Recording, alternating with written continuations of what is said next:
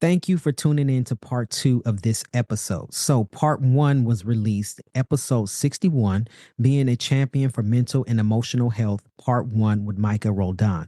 And so, I encourage you to go back and listen to episode 61 if you haven't already, and to hear the whole episode within its entirety. But just in case you don't want to go back and you want to go on and listen to part 2, here's a recap from part 1. 2 years ago, I dealt with potential cancer scare, and I had to have like a hysterectomy and removed my ovaries because they had tumors in them, so they weren't going to function anyway. So not that I ever wanted to carry children, but still, like I had a thought in my mind of like, well, I could take my eggs or something, and my wife could be a surrogate, and we could have one biologically mine, one biologically hers, and she's got some health stuff going on. So like, biological children are just not in the cards for us, and that's okay. But it's been like, just oh my God, like just a beautiful thing now to like be able to be like, oh, like I can still be a parent. So like fast forward, my father passed when I was 12, and then fast forward, my aunt actually was the first person to say, if you're a lesbian, that's okay. And I remember asking her, "What are you talking about? What do you mean?"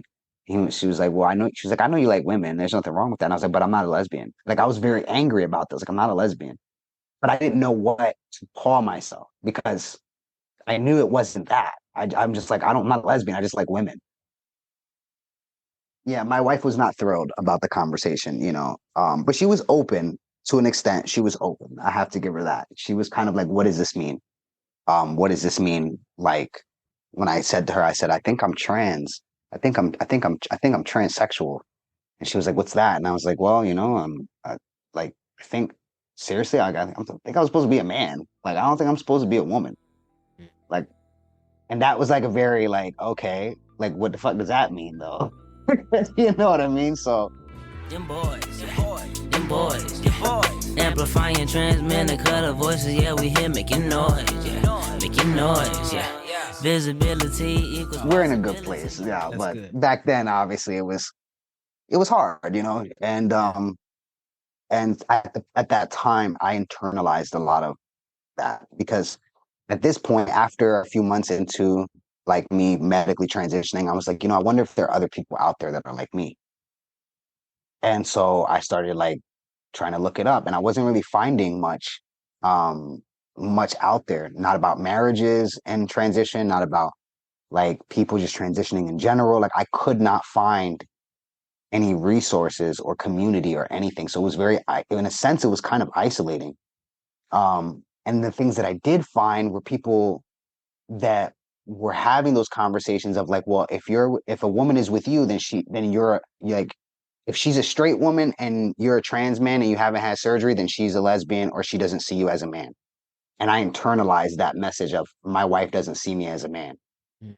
And that coupled with these certain little microaggressions and things that were going on between her and I at that point, it was like, okay, you really don't, you're refusing to accept that this is happening. I am a man, whether I was transitioning medically or not, I am a man. And like, you're not respecting that. Like, she wouldn't call me Micah. She would call me Mika because she tried to feminize it. She still refused to call me he, him. And it was like a lot of like, it started becoming a lot of, tension between us. And it wasn't for lack of love, and it's true they say, man, love isn't everything. Like people think if you just love somebody enough that'll make your relationship work, and it's not true because it wasn't about love at this point. It was about, can we make this like yours? Like this is not what I signed up for. Like I signed up to be with a woman. You're a man, and I'm a lesbian. How do we make that work? And for a lot of that, I know that my part in that conversation and disagreement a lot of the time was me trying to change her. I wanted to change her so that I felt more accepted and validated. So it was like, well, I would say to her, you can't say you're a lesbian anymore because you're not a lesbian. You're with me and I'm a man. And that's where it was like, you gotta think, I'm like 20, 21, I'm immature. I'm still healing from a lot of different things. And now I'm getting this message from the world that's telling me that I can't be with a lesbian because then she doesn't see me as a man. So then that must be true. And that, hits that sore spot, right? That insecurity of who you are as a person. And needing that external validation. And so I kept kind of like hammering down on that. Like, I need you to validate me by saying this thing.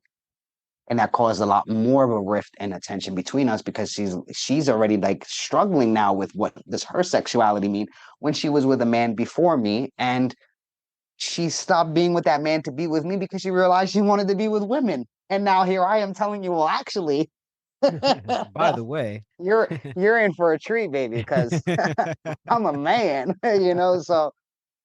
So it was difficult. It was difficult, and it took a lot. It took a lot of like conversations and a lot of therapy and it was a lot of disagreements. And it got to a point where it was like, you know what?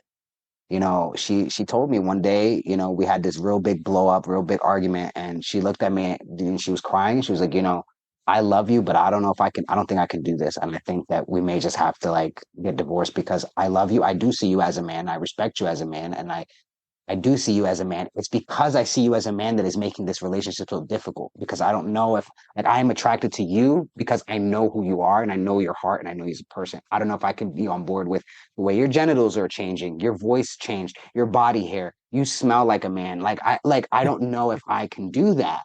You know what I mean? And it broke my heart, but I respected it because it was like in the time I was so firm, even though I was like shaky in a lot of things, I was very firm about my decision. I was very firm about the fact that, and it wasn't until that point where I realized like I can't change you and you can't change me. So I either have to accept you for who you are and you have to accept me for who I am, or we just can't do this.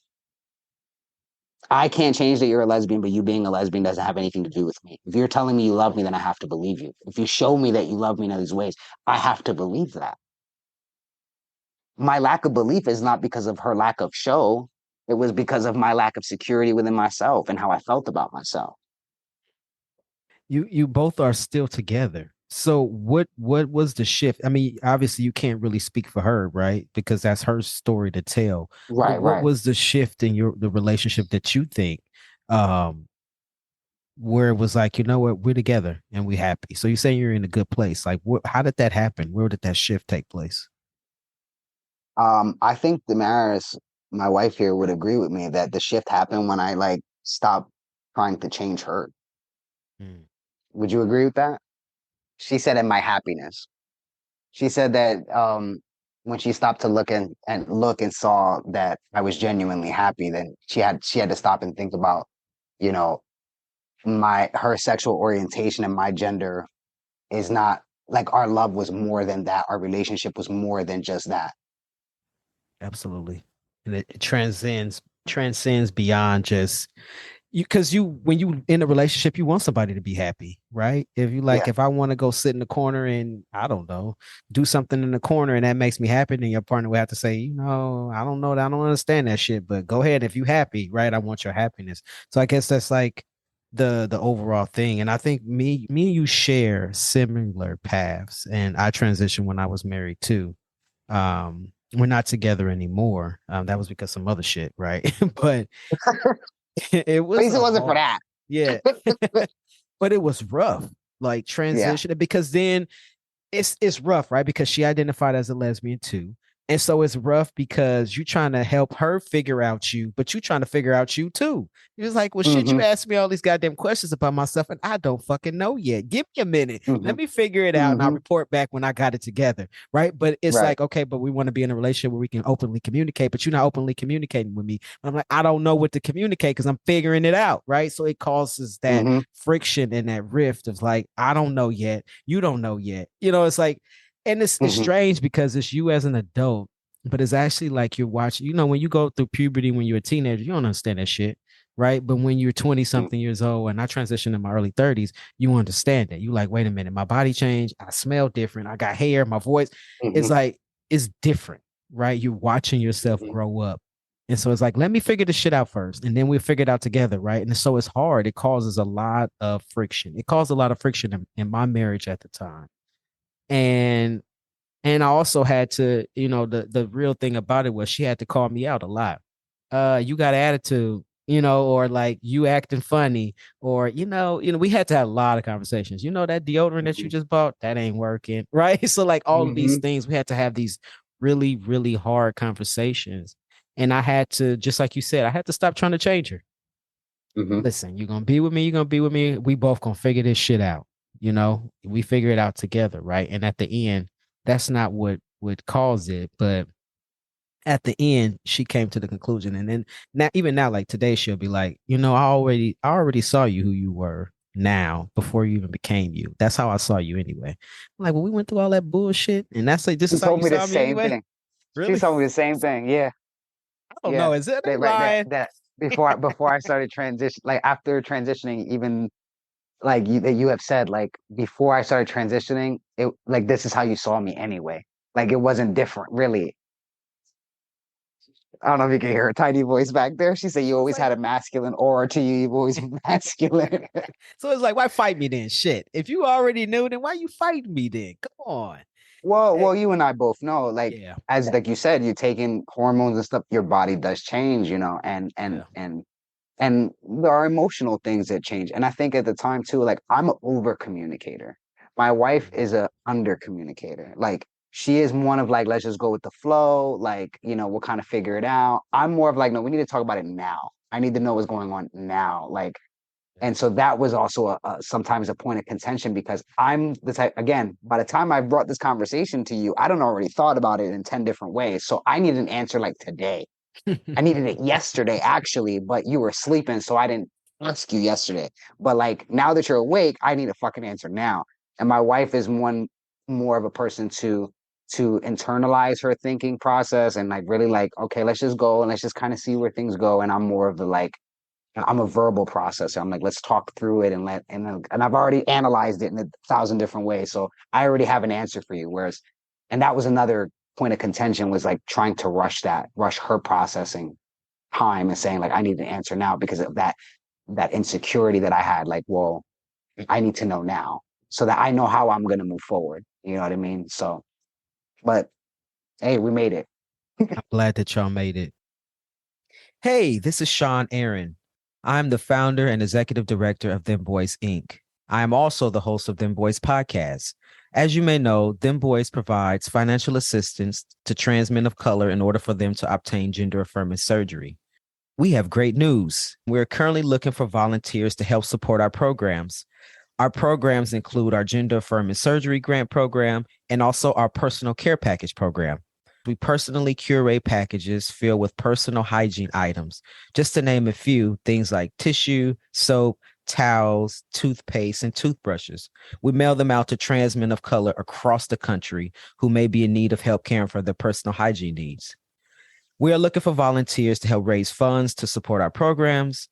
Also, we're looking for someone locally to the Bay Area to help us put all of the care packages together. If our mission is something that resonates with you and you would like to help support our work, just let us know. You can send an email to hello@dembois.org. That is HELLO@DEMBOIS.org. And we will get back to you with further details. Thank you for listening, and I hope you enjoy the next episode. I want to ask you though, so if there's somebody out there listening and maybe they want to transition and they married, or maybe they're in the midst of that turmoil because they're transitioning now and they are married, is there any advice that you would give somebody that's listening on how to navigate that with their partner? I would say be patient. That's number one, be patient. Because for a lot of us, even if we didn't have the language as children, or even if it took us a while to get to the conclusions that we've gotten to take those steps to medically transition, we've still had a longer time to think about these things. Our partners are only hearing about it the moment that you bring it up. And when you're in marriages like how I'm in or how you were in, when your partner identifies as a orientation that you don't fit into necessarily, right? Because as a lesbian, like I don't fit into that orientation, right? or if you're with a straight person and now you're going to you know what I mean? Like if you don't fit into that, you have to give that person time, and you also have to be willing to accept that it might not work out. Right. So I think the biggest thing is being patient. That's the biggest advice, is being patient and allowing your partner the time that they need to process things, you know, being open to answering questions. That was something that was difficult for me in the beginning with my wife, when she would have certain questions of me that I didn't really have the answer to yet. Like, would I have top surgery? Would I have bottom surgery? Like, I knew. And then there was also, like, if I'm being completely honest, there was always a fear in me of like, how much do I want to divulge so fast, knowing where you are mentally? Because is that going to be the thing that breaks up our relationship? Because now I just finally got you, or not necessarily got you, but now you finally got you to a place where you can accept that I'm trans, right? So do I want to, like, now, like, drop another bomb and be like, oh, by the way, like, I'm gonna do this surgery, I'm gonna do that surgery, we're gonna have financial problems, we're gonna have this, you know what I mean?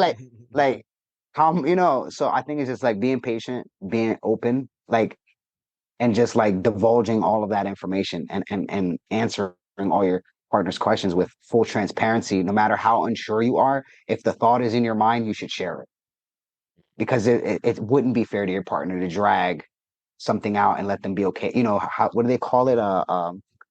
Breadcrumbing, like telling a person one thing and then waiting a little bit and then giving a little more information, a little more information. That's not fair. It's a waste of your time, and it's a waste of your partner's time if they're not okay with where the end is gonna be at. And some people are never, air quotes, complete, if you even want to call it that. Like, sometimes they never take certain steps, right? That checklist things. And sometimes people do. Like, it looks different for everyone. So definitely being completely transparent upfront about as much as you are aware of in that moment. And if it's something that could change, then also communicating that, hey, like, this is how I'm feeling right now, but that could change. I think is really that those are the biggest things: communication, patience, openness, transparency, like, and give your partner grace. Because again, you've been probably thinking about this for a long time, but bringing it up to your partner that's the first time that they're hearing of it. Same thing with, like, family members, right? Like, I've gotten questions from so many trans guys all over the world for the last almost 4 years that will ask me, well, how do I deal with my mom or my cousin or my sister or my friend, who I told them 2 months ago that this is my name and they're not calling me the name? Well, they've known you for 20, 30 years as one thing. Give them a chance to adapt. At least they're making an effort. I think so often we are so quick to demand things of other people when it comes to accepting us, but we are the ones that are sometimes so intolerant of other people. Say that again.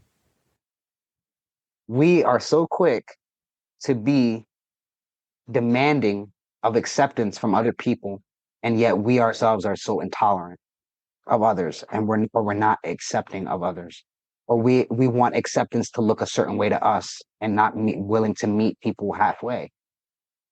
And in reality, we're the ones going through the transition. Yes, people transition together with your family, transition with you. Yes, but to a certain extent, right? You are the one going through it.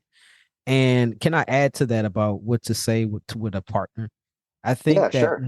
One of the mistakes that I made was, but I never knew that I wanted to take testosterone. So I always told my partner, and even since we first hooked up, I always knew my chest was going to be gone. If I had to lay them bad boys out on the table and chop them off myself in the kitchen, they was going to be off my body. I already knew that. So I shared that with anybody I was ever in a relationship with. But I did. So I told my wife at the time, I don't want T. I just want top surgery. But what I should have communicated was, I don't know, and be honest with that. If you don't know, say, I really don't know yet. I know I should have just said, I don't know. So then when that did come up and I said, I want to do this, she was like, well, you said you didn't want to. Well, yeah, I know. But had I said I didn't know, or I wasn't sure, or can we revisit that and been more open with that communication, then it would have looked differently when I finally brought it up and said, hey, by the way, I said I didn't know, but now I do know. And I want to start T, right? So I think it's to be honest where you are. And if you don't know, say that. Be honest and say you just don't know yet. Right. That's why I said, be open to the possibility of things changing, and then communicate that, because a lot of times too, we all do this as humans, right? We want to hold each other accountable, right? So if somebody says something, they say, well, you said, like you just said, well, you said this. Yeah, I said that and I meant that. where I was in that moment, but things have changed, and you got to be willing to give each other that grace that things can change. Just like your partner may be like all for it right now, and they can change their mind. Yeah. It is what it is. Yeah. Everybody's free to change their mind. Right. Yeah. And I want to pivot a little bit because this is something that I really want to talk about with you. And I want to talk about when we transition, and I want to talk about mental health because this you Mhm. are really big on mental health. You advocate for mental health, mental and emotional health within transmasculine spaces. Mental health, what does that mean to you, and what advocacy do you do as far as mental health? So I do a little bit of everything now. Now it's not, I would say mental health is just what it sounds like, right? It's like being willing to say, "Hey, I need help," right? Or recognizing that you need help, and that doesn't have to be a bad thing. Um, I personally have struggled with mental health for most of my life. Okay, and I have ADHD, I have PTSD. I've had a lot of traumatic things happen over my life. I shared a little bit here. My father passing when I was 12. Um, and a lot of other deaths after that. That death changes us. We can't pretend that it doesn't, right? My mom has health issues, and so I've seen a lot of things there that have been traumatic. Seeing what my mom has gone through, and then being the youngest of four who, takes the burden or the brunt, so to speak, of that. Um, and being on my own since I was 14 and all these other things. So it's like I've struggled with mental health for a long time, and that's what led me to drug and alcohol abuse. As a teenager, I was probably about 13, 14 years old when I first started smoking cigarettes. Then I started smoking weed. Then I started doing crack, well, not crack, but cocaine, basically same thing. And, taking pills and, selling drugs and doing all these things because I was in a bad place, and I didn't know how to ask for help. And I didn't want to ask for help at that point either, because I didn't really feel like I didn't have a support system. I was just like, it's all me. You know what I mean? And that like we said before we started recording, right? Nature versus nurture, who knows? But I got mental health issues. I struggle with anxiety. I struggle with, sometimes I get depressed. Like now, like that's not a recurring theme for me now as an adult, but in my teenage years, I struggled really, really heavily with depression. And so that's why I self-medicated a lot with all these drugs and alcohol, and and addictions to sex and all of these things, because I was trying to you know, numb that. And so with myself having had attempted to take my own life, um, I'm very, very, very big on mental health. Especially, well, actually more than almost a year now, which is crazy to even say that out loud. But in June of last year, June 2nd last year, my brother took he died by suicide. He took his own life. And that pushed me even more to really advocate for men's mental health. We don't talk about it enough in the trans community. We already deal with we deal with a lot of mental illness in our community to begin with. Um, as a whole, like LGBTQ plus as a whole, we deal with mental illness, right? Depression, suicidal ideation, anxiety.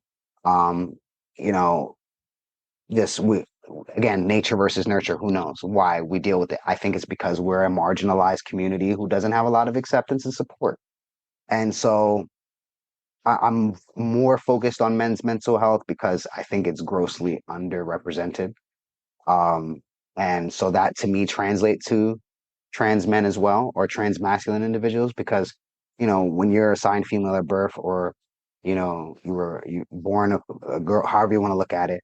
I think the societal expectation is much different. It's expected of us to cry, even though we're, sometimes criticized or dismissed or trivialized as females, right? When you're crying and being emotional, it's like, oh, we're hysterical, or, like you're on your period, those dismissive things, but it's still more socially acceptable for a woman to cry. It's more socially acceptable for a woman to be emotional and to be open about her feelings and her struggles, right? Like you can literally go on any social media platform right now, YouTube, Reddit, Facebook, Instagram, and there's going to be groups of women who are talking about um, postpartum depression, who are talking about, you know what I mean, like PTSD, who are talking about these things, and there are other women who are supporting them in those spaces, and then go ahead and look for men who are victims of domestic violence, and you're not going to find it. Look for any groups of men who are talking about mental health, and a lot of times it's going to be in a toxic way. It's going to be in a toxic way. Man up, stop crying, stop being upset. You know, your wife, you're a bitch. You're not going to be, you're not going to be looked at as strong or the foundation of your family anymore. You're going to be ridiculed for being upset. And as a trans man, I think sometimes that can be amplified for us, right? When now we have something to prove, right? We already want to prove and validate our experiences as a man, right? And we want to be accepted as men so much that you'll have other men and women and other trans men that will tell you, you're a man now, so be a man. Oh, you wanted to be a man, right? This is what being a man is like. Instead of switching the conversation and saying, how can we help each other as men to get through these things? Look at this whole red pill community. Why do you think that exists? Because men are hurting, men are in pain, and they want to be heard, they want to be validated, and they want to talk, they want to cry, they want to be upset. We want to be upset. We have valid things to be upset about.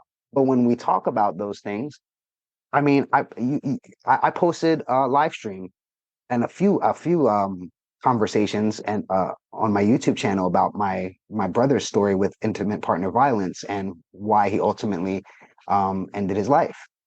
And you had people that sat there and said, well, he was a man and he should have left her, or he should have beat her, or he should have did this, or he should have did that, or like, well, that's his fault. Oh, well, or like, it's, you see it all the time with people that constantly say, well, he should have just did this. Or on the flip side of that coin, you'll have individuals who will come and say, well, women deal with it too, or women deal with it more. Well, how do you know what? Well, you know what? And I had to say that on a few live streams. You're absolutely right. Women do struggle with domestic violence. Go find those fucking platforms to listen to, because we're not talking about women here. We're talking about men. And there's some people that are afraid to say, we're talking about men. Period. Because you'll be canceled for that. Because now it's you're a woman hater, or men want everything. Men want to take over everything. No, men have feelings too, because we're fucking human. And y'all want us to be robots. It seems like the whole how do you say, it's like a little bit controversial, I know, but I truly believe it's like the feminist movement and all of these things. Like, I'm all for empowering women and equal rights and all these things, but it's like, you don't want it to be equal. You want to be you want to be on a pedestal to some extent, or you want to like you want to disregard men's mental health and emotional well-being. You want to disregard it, and you're actually still using some of this as a means to, what's the word I'm looking for? It's almost like you want to punish men as well. Like, you want to punish us as well for things that we didn't have anything to do with. So I'm very passionate about this because, again, like, it's something that has, like, I've seen in my own life with myself. I've watched in my own marriage and my relationships with people around, like friends and family members and things like that, that as I transitioned, I saw the way that they looked at me changed. And it's not necessarily all a bad thing, but I recognize that I could no longer tell you, this is the weight that's on my shoulders. You expected me to carry that. I was expected to do those things. You know what I'm saying? So, seeing that in my own life and realizing, oh, no one gives a fuck about if I'm upset. No one cares if I'm anxious. No one cares if I'm angry. No one cares that I'm tired. No one cares. Nobody cares. I have to get up. I have to go to work. I have to do this. I have to do that. I got to take care of this person. I got to take care of that person. I got to pay for this. I got to pay for that. I got to do this. I got to do that. No one cares about that. Well, they'll just say, well, but women have done it too. Okay, that's great. Go find a fucking group of women, because there are plenty of them out there that you can talk about these things with. It's not that I'm like unsympathetic, you know what I mean? Or like that I don't care. I do care. But right now I care about men. I want to talk about men. I want to talk about our experience. And even though my experience is still different than a cisgender man who's had to deal with this their entire life, I've only had to deal with it for 9 years. They've had to deal with it for their entire fucking life. You know what I mean? So, um, it's sad. I watched countless women. It was disappointing when I watched countless women who tried to find a way to blame my brother for what he went through, or tried to find a way to justify what he went through because he's a man, or who sat there and tried to say, but women go through this so much more than men do. First off, men don't even talk about 99.9% of the things that we go through. So you don't even know how skewed the numbers are, because y'all feel safe to talk about your feelings. We don't. I watched people say, well, it's not attractive when men cry. It's unmanly. You're not a real man if you cry. It's, there's these stereotypes about what men should be, but let's turn around and say that you should be barefoot and pregnant and be cooking, and I'm wrong. So I'm sorry if I'm coming off a little aggressive. I don't mean to, but it really, like, it pisses me off, because everybody wants to point out, you want to point out these stereotypes, but you want to benefit from these things still. You want the benefit of these things, and you also want to do whatever you want to do. You want to be able to do all, you know what I'm saying? Yeah. You know what the caveat to all of that is? Misogyny hurts all of us. There you go. Pin drop. That's it. Because I was going to say, if it's a cycle, if we have men who are emotionally intelligent, if we have a society that can honor and realize men's mental health, then women wouldn't be going through those problems that they talk about, that they're the ones that's going through, right? Because it wouldn't come up if we were addressing male issues. I mean, am I right or am I wrong? Right? Oh, I wish everybody could see me just like bobbing my head. I'm fucking headbanging over here. Hell yeah. Hey, this is Sean Aaron, the host of Dem Bois Podcast. Are you enjoying the podcast so far? Great. I'm glad that you are. Would you consider donating today to help support the continuation of this podcast? As you know, this podcast aims to serve as a platform to highlight and amplify the voices of trans men of color and share our transition stories. The podcast not only aims to amplify trans men of color voices, but it also raises awareness around our lived experiences. You would like to donate? Where can you donate? Great. I'm glad that you asked. Link in our description will take you directly to Network for Good, whom we've partnered with in order to collect donations for the podcast. Or you can visit our website. On the website, click the donate button, and from there, you are able to donate directly to the podcast. All donations are tax deductible. What does the donations go to? Oh, I'm glad that you asked. Your donation will help to support our production costs. We are working with Jasmine from Pink Lady Productions that brings you this awesome content. And also, we pay our guests an honorarium. Pay our guests an honorarium? Yes, we do. Why? Because as trans men of color, we would like to support and uplift each other and honor the time that's given out to come here and share their stories. So if you love this podcast, share and donate. See you on the next episode. Take care. Everybody wants to be a victim, right? Everybody wants to play a victim. So he's like, oh, no, we don't want to talk about men because, hey, let's talk about me over here because I'm hurting too. Well, let's fix the hurt over here and then we can turn around and fix your hurt too, right? Why does it have to be, well, I'm hurting too and my pain is more, or, I can focus on two things at once. We can focus on women's issues and we can focus on men's mental health issues too. We can focus on both.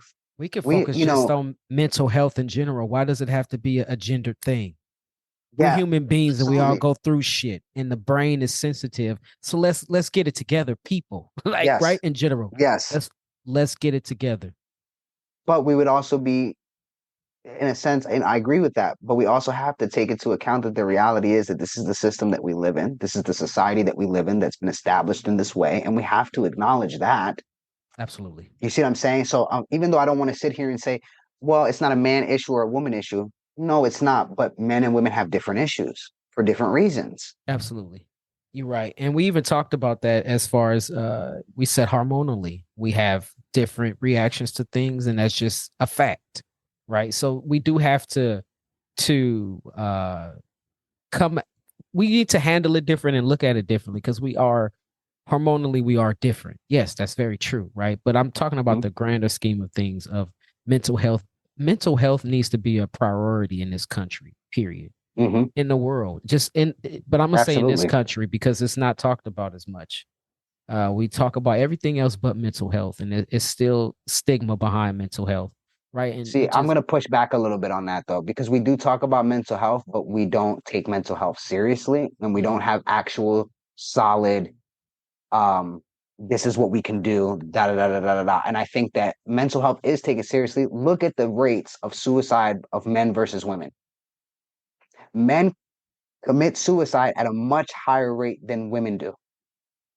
You cannot tell me that that there is no reason like that it just is what it. No, I think that the reason why men die by suicide at a higher rate than women is because there are less resources for men and mental health, and there's more of a stigma around getting help as a man than it is as a woman. And that's why we see a much higher rate of suicide amongst men than we do versus women, because women can go to, again, groups online. They can go, they can find, women find community.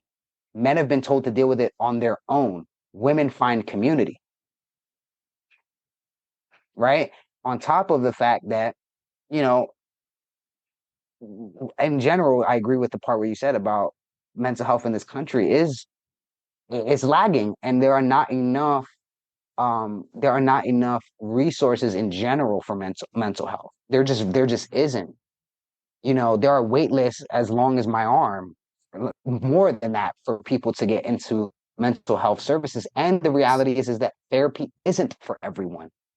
Right? But what can we do? I mean, I think therapy is for everyone, but it may not work for that person, in the way that it worked for me. But it's something they could try. But then you got to think about, my brother was on a wait list for, I don't even know how long before he was able to finally see a therapist. And by then he had 2 sessions before he still, he went and did what he did, or he had a few sessions before he did what he did. So it was too long of a wait to get help. My brother was trying to go to a shelter to get out of this domestic violence situation that he was in, and he couldn't get in because they said, well, no, you're not a woman and you don't have a child, and you'll figure it out. So, I mean, we have to be very, again, I know it's maybe a little controversial, or like people are going to look at it and say, oh, well, I'm speaking bad about women. I'm not speaking bad about women. I'm saying men do not have the same access to resources that women do. That is a fact. That is a fact. That's not my opinion. That is a fact. And we're refusing to acknowledge that. And yet we see men at a higher rate than women who are, dying by suicide, who are not being taken seriously, who are not getting help.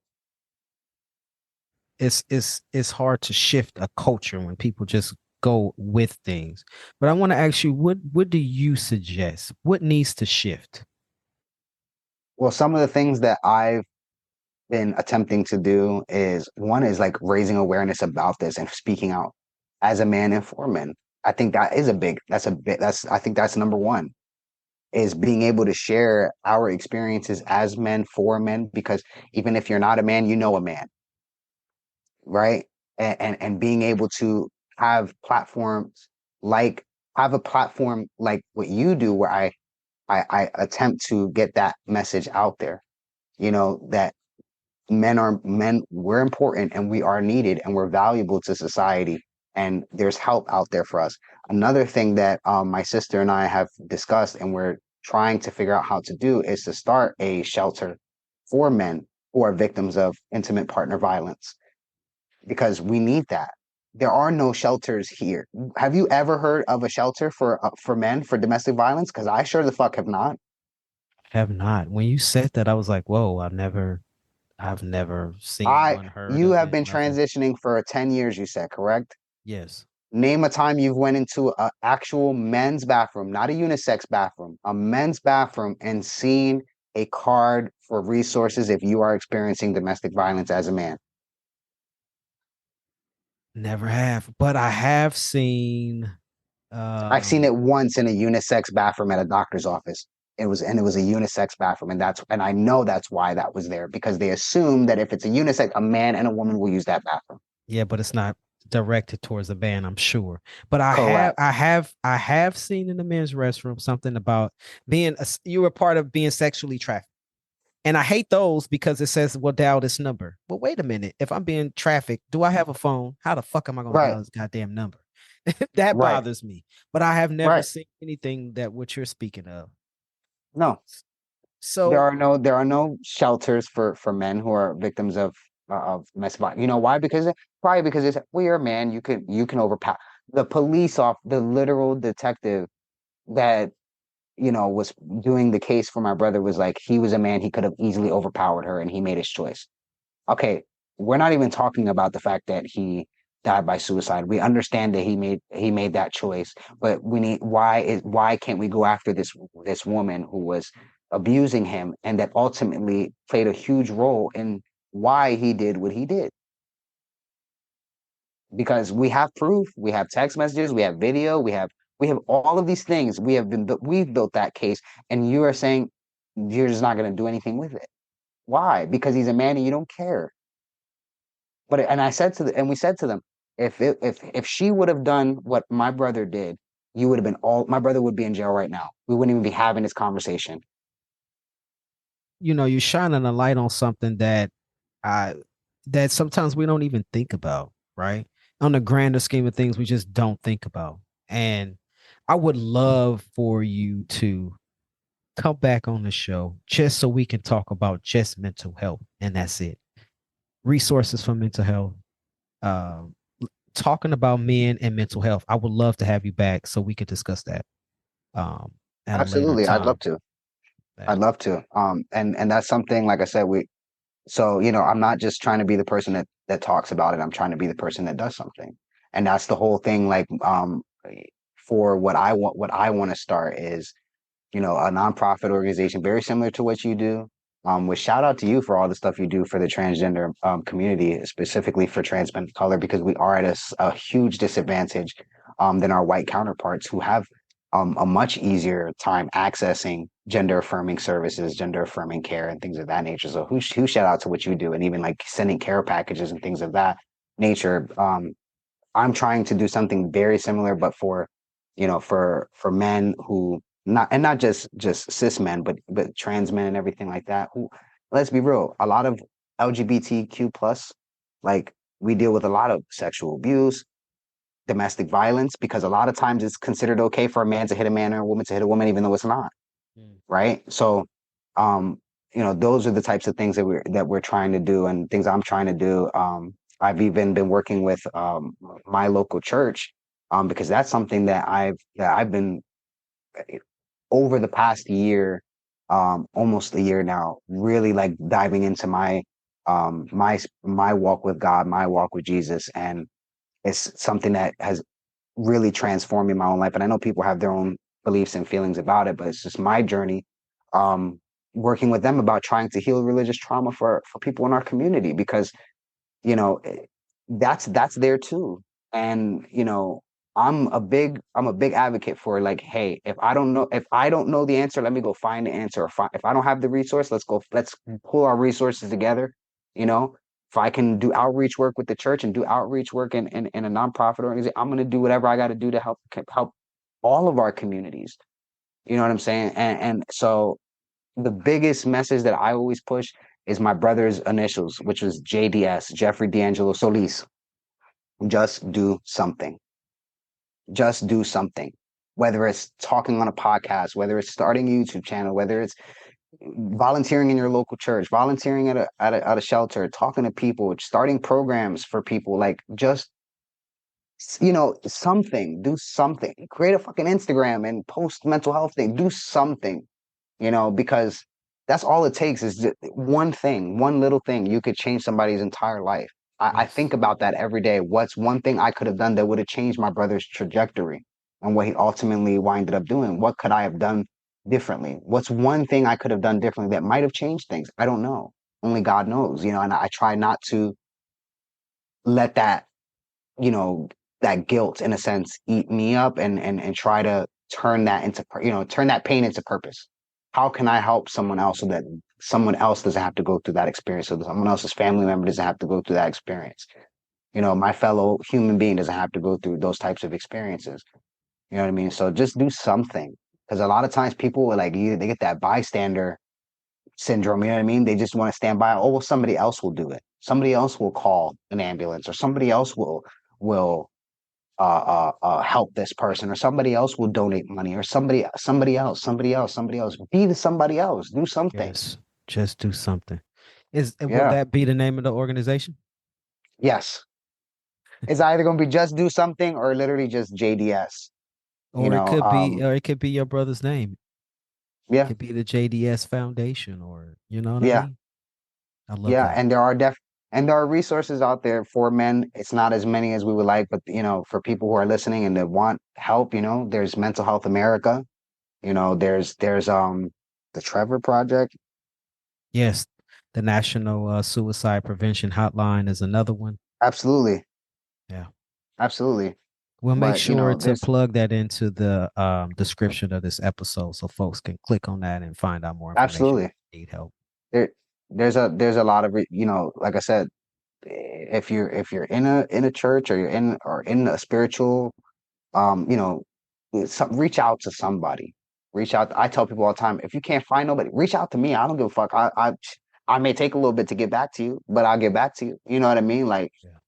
like reach out to somebody, and even if you just need to vent, or you just need to talk about your day, you need somebody, a different perspective, or you need prayer, or you need something like I'm a big proponent for that, man. If what you're doing is not working, try something different. Absolutely. Absolutely. Yeah, I definitely want us to come back together and just focus solely on mental health. I think it's very important, and I'm always pushing for mental health on these episodes, and we don't talk about it enough. And Yeah. as men, we don't talk about it enough. As trans men, we don't talk about it enough. It's just something that's there that we just don't talk about, and we don't talk about amongst each other. And it needs to be something that we openly share with each other, or feel comfortable talking about, even if it's with one person that you have that's a friend, and like, hey, can I share this with you? I'm having some mental health stuff come up. Can we discuss it? Right. I think that's another, kind of ties back into what we were saying though too. Is like, especially like as trans men, I think that's another component to that mental health, like the issue with having that conversation. It's also like, because you have a society, or this, I see it more in the community. I've seen it a lot in the community, the trans community, but I've also seen it as like as a whole, like the people around our community, right? That, you know, people are afraid to talk about mental health because they're afraid for their identity to be invalidated. Mm. Of, well, oh, see, you got depression. That's why something wrong with you, right? Something wrong with you. So that's why you are that way, or you're not really that way. It's just that you have this mental illness that's making you that way. And then you have another side of the spectrum of people who will kind of in a sense play into the mental health because it's a reason that validates them. You know what I'm trying to say? So it's a sad situation when you have these conversations, or sometimes lack of conversation, because people are afraid of what that means for their identity. And it's like, it doesn't make you less of a man to talk to anyone. It doesn't make you less of a trans man to talk to someone. And like, I feel strongly when I say, look, man, like, we are who we are. And like, these struggles that we have, it doesn't make us less of who we are, or less of a person, or like crazy, or any of those things. We thought that we were at a point in life in 2024 where we can talk about mental health openly without it being that someone's fucking crazy, or a white people thing. Because that's something I grew up with. That's white people shit. White people talk about mental health. White people go to it. Oh, what happens in this house stays in this house. You don't go talk to these people about that. Oh, you think you got it bad? You got food, you got clothes, you got this, you got that. You don't have it bad. Like, and yet we still have, it's the same toxic ass cycle of conversation. Yeah. So. And what I had said earlier was, it's a part of the human experience, right? Yeah. We're all human, and we go through all these things. And it's not to dismiss them. It's like, yo, it's just a part of our experience. It just looks different for everybody, right? But it's a part of our human experience. Absolutely. Yeah. So this is the part of the show where I like to ask my guests a random question. Okay. I got a random list of questions. You've heard previous episodes before, so And this list is growing. I'm on 40 questions now. So just pick a Oh, number damn. between 1 and 40. And it may or may not have anything to do with what we talked about today. So go ahead All and right. pick a number and I'll 33. read it. 33. 33 says, what is your favorite movie? It's random as shit. It is. But I was expecting something like more like out there. My favorite movie. Yeah, that's hard because I'm like a movie fanatic. If I really had to like choose, damn it, I got like top five, but I think like Band of the Hand, What one of my favorites. what is it? Band of the Hand. Band of the Hand. Is that a horror film or what is it? Nope, it is not. So we're Band talking of the like this is Hand. like a 80s movie, I want to say. It might be 90s, but I'm pretty sure it was the 80s. And basically it's five people and they're all different races. You got a white dude, black dude, Hispanic dude. I think they're white. I think there is an Asian dude.